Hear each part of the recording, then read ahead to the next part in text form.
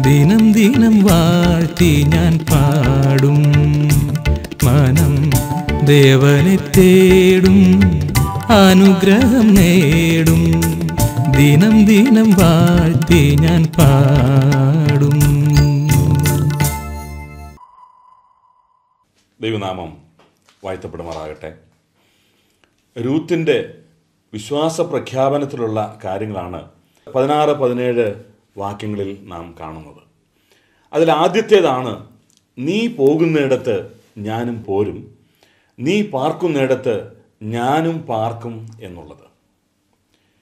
നീ പോകുന്നിടത്ത് ഞാനും പോരും, അത് നമുക്ക് മനസ്സിലാക്കാം. നീ ബേത്ലഹേമിൽ പോകുമ്പോൾ ഞാൻ മടങ്ങി എൻ്റെ നാട്ടിലേക്കും എൻ്റെ വീട്ടിലേക്കും പോകുന്നില്ല, നിന്റെ കൂടെ തന്നെ ഞാനും പോരും. ഇതാണ് അതിൻ്റെ അർത്ഥം. എന്നാൽ അടുത്തതായി പറയുന്നത്, നീ പാർക്കുന്നിടത്ത് ഞാനും പാർക്കും എന്നാണ്. എന്താണ് ഇങ്ങനെ എടുത്തു പറയേണ്ട ആവശ്യം? കഴിഞ്ഞ 10 വർഷത്തിൽ പരമായി അവൾ നവോമിയോട് കൂടെ തന്നെയാണ് താമസിക്കുന്നത്. ഇനി ഇങ്ങനെ ഒരു തീരുമാനം എടുത്ത സ്ഥിതിക്ക് നവോമിയോട് കൂടെ തന്നെയായിരിക്കും രൂത്തും താമസിക്കുന്നത്. അത് ഇത്ര എടുത്തു പറയേണ്ട ഒരു കാര്യമൊന്നുമില്ല. ഇങ്ങനെ എടുത്തു പറഞ്ഞത് കൊണ്ട് എന്തായിരിക്കാം അതിൻ്റെ കാരണം? ഇവിടെ ഒരു സ്ഥിരതാമസത്തെക്കുറിച്ചല്ല രൂത്ത് പറയുന്നത്.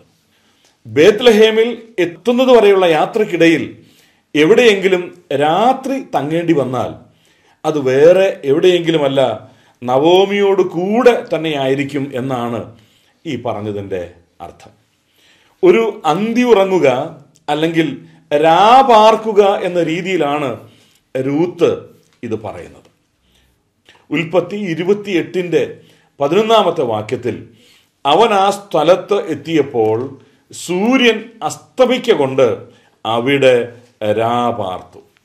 കാരണം കൂടെ വ്യക്തമാക്കിയാണ് ഇവിടെ പറയുന്നത്. രാപാർത്തു എന്ന് ഇവിടെ പറഞ്ഞിരിക്കുന്നത് സൂര്യൻ അസ്തമിക്കൊണ്ട്, ഇരുട്ടായതുകൊണ്ട്, രാത്രി ആയതുകൊണ്ട് രാപാർത്തു. അതാണ് കാരണം.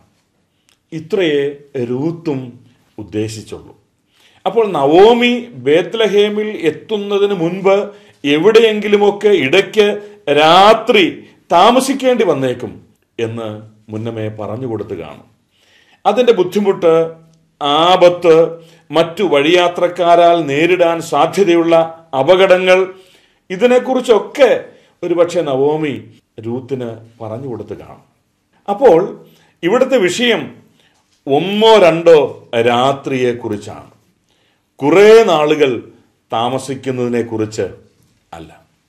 രൂത്തിന്റെ തീരുമാനം നാം ഒന്ന് നോക്കുക. ഈ അമ്മ അന്തി ഉറങ്ങുന്നത് ഒരു മരച്ചുവട്ടിലായാലും അവിടെ തന്നെ ഞാനും കിടന്നുറങ്ങും. മറ്റു വഴിയാത്രക്കാരിൽ നിന്നോ അല്ലെങ്കിൽ മറ്റേതെങ്കിലും വിധത്തിലോ പ്രയാസങ്ങൾ നേരിട്ടാൽ അത് ഞങ്ങൾ ഒന്നിച്ചാണ് അനുഭവിക്കുക. അവൾ പറയുകയാണ്, എൻ്റെ ലക്ഷ്യം ഇടയ്ക്കുള്ള ഈ രാപാർപ്പല്ല, ഈ ഇടവേളയിലെ അന്തിയുറക്കമല്ല, ബേത്ലഹേമാണ്. അതാണ് അവളുടെ തീരുമാനത്തിൻ്റെ ധന്യത. അതുകൊണ്ട് ഇടവേളയിലെ സുഖനിദ്രയ്ക്കായി ഞാൻ വേറെ പോകുന്ന പ്രശ്നമില്ല എന്നാണ് ഈ വാക്കുകൾ കൊണ്ട് അർത്ഥമാക്കുന്നത്. പ്രിയമുള്ളവരെ, ഈ പ്രസ്താവനയിൽ ഒരു പ്രത്യേകതയുമില്ലെങ്കിൽ അത് വേറെയായി പ്രത്യേകിച്ച് എടുത്തു പറയേണ്ട ആവശ്യമില്ല. 1 തെസ്സലോനിക്കർ 5-ാം അധ്യായത്തിൻ്റെ 5-ാമത്തെ വാക്യത്തിൽ, നാം രാത്രിക്കും ഇരുളിനും ഉള്ളവരല്ല, നിങ്ങളെല്ലാവരും വെളിച്ചത്തിൻ്റെ മക്കളും പകലിൻ്റെ മക്കളും ആകുന്നു.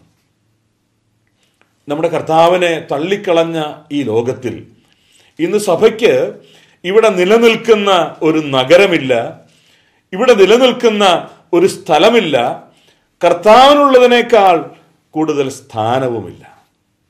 രാത്രിയിൽ നേരം വെളുക്കുന്നത് വരെയുള്ള ഒരു കാര്യമേ നമുക്കും ഈ ഭൂമിയിലുള്ളൂ. വൃദ്ധയായ മാതാവിൻ്റെ കൂടെ സമയം രാത്രി. ഈ രണ്ട് വിഷയങ്ങളാണ് മുഖ്യമായും ഈ വാക്കിൽ ഉള്ളത്. കർത്താവ് ഏറ്റുവാങ്ങിയതുപോലെ നിന്ദയും പരിഹാസവുമൊക്കെ ഏറ്റുവാങ്ങുന്ന ഒരു കൂട്ടമാണ് ഇന്ന് സഭ. പക്ഷേ അത് ദൈവീക സാക്ഷ്യമാണ്. ഈ ഒരു ഉൾക്കാഴ്ച ദൈവം നമുക്കും നൽകട്ടെ. അധികം താമസിയാതെ നേരം വെളുക്കും. ആ ഒരു പ്രത്യാശയോടെ നാം ജീവിക്കേണ്ടിയിരിക്കുന്നു. നവോമി പാർക്കുന്ന സ്ഥലം വിട്ട് മറ്റൊരു സ്ഥലം ആഗ്രഹിക്കാത്ത രൂത്തിനെ പോലെ പാർക്കുവാൻ നമുക്കും സഭയല്ലാതെ മറ്റൊരു സ്ഥലം തേടിപ്പോകാതെ ഇരിക്കാം. അതിനായിട്ട് കർത്താവ് നമ്മെ ഓരോരുത്തരെയും സഹായിക്കുമാറാകട്ടെ.